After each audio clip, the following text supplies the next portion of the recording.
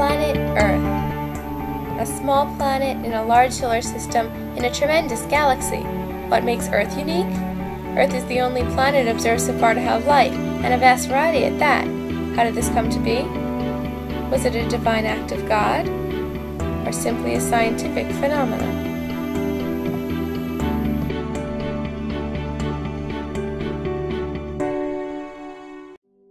This is Jerusalem, home to one of the most influential stories of creationism found in Book 1 of Genesis.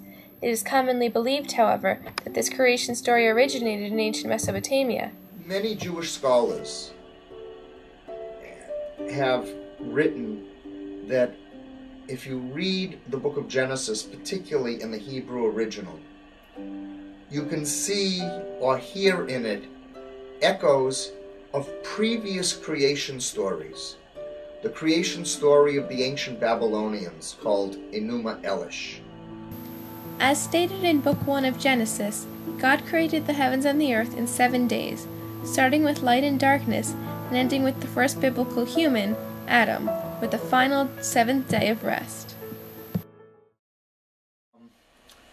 Creationism, as I understand it, is the concept that the biblical story of creation, be it Genesis chapters 1 and 2, are not only to be understood as a religious document, but also to be understood as a scientific document. That that the details that are given in those 2 chapters in the Bible are to be seen as God's explanation of the creation of the world. That should be taken literally, and if it's taken literally, it means that it should meet the needs of whatever the focus might be it looking at it as a religious text, an anthropological text, a scientific text. However you look at it, you have to keep coming back and saying that these details are literally true. The story of creationism might be simple enough, but it was extremely influential. It was the accepted belief for the origin of man and thought of as fact. Over the last couple hundred years, just about every single founding father, every major branch of science was a creationist. Whether we're talking Copernicus, whether we're talking Louis Pasteur, Kepler. Louis Pasteur, founding father of microbiology, said this: "The more I study nature, the more I stand amazed at the work of the Creator. Science brings man nearer to God." Thus, creationism was the dominant theory until the 1830s, when a young Cambridge University graduate took a voyage on a ship called the Beagle to the Galapagos Islands. When Charles Darwin arrived on the Galapagos, he saw something that amazed him: birds of more varieties than he could possibly imagine. He sketched these birds and brought them to an ornithologist in England, who told him, to his surprise, they were all finches. This is the moment, it is said, that Darwin thought of the idea of evolution. Darwin went on to publish his book, Origin of Species, in 1859, a book which would change the course of history with the theory of evolution. So, how does evolution work? If in the process in a population, let's say there are a population of deer, right? And in one weird combination there's an advantage conferred where in this one deer the muscles in the legs are a little thicker or stronger, so that allows an individual to run faster. Okay, so when the herd is being attacked by predators, the one that runs faster will always get away. So it will always live long enough to have a lot of kids. Maybe those kids they have will also have that stronger muscle, so they also will have more kids because they can always run away more. So there's an adaptation that would confer an advantage in that kind of population also. Of course, evolution had a tremendous impact on the way people of the time thought. Oh, well, evolution had tremendous impact. People took it beyond the realm of science, began to look at evolution in the realm of business. We have theories like social Darwinism, which began to look at man and who should be on top and who should not. You can take the whole theory of evolution into many different realms and see how different disciplines have taken the theory and used it for their own purposes. became a sort of backwash of people becoming extremely religious and sort of demonstrating their fervor for the Christian or any religious creation idea. We could see a lot of that, but there were sort of undeniable. There was undeniable evidence that started coming forward. This was a time of huge scientific development during Darwin's time and even before that. But the church is very slow to change. Look at the heliocentric theory stayed in place hundreds of years after the publication, so we know that they're not going to be quick to change.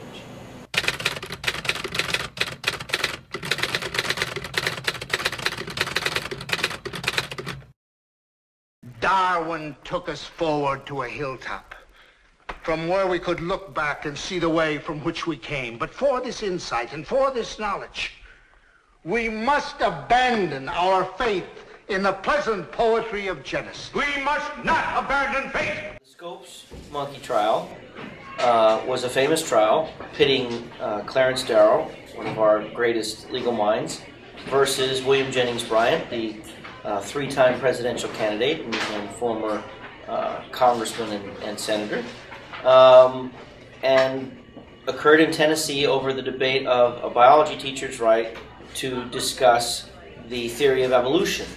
Each man is a free agent. Then what is Bertram Cates doing in a Hillsborough jail? Supposing Mr. Cates had the influence and the lung power to railroad through the state legislature a law saying that only Darwin could be taught in the schools. Ridiculous, ridiculous. And the state of Tennessee said that that was against their laws and you could only discuss creationism, and therefore the case went to trial. Unfortunately, that was a case that the evolutionists lost. And for a time, it was viewed actually as a victory for evolution because of the arguments. In argument, people said that Clarence Darrow really dazzled everyone, really made the other side look silly, and they really thought that this was sort of the death knell of creationism, or creation science as it later became known, in the classroom.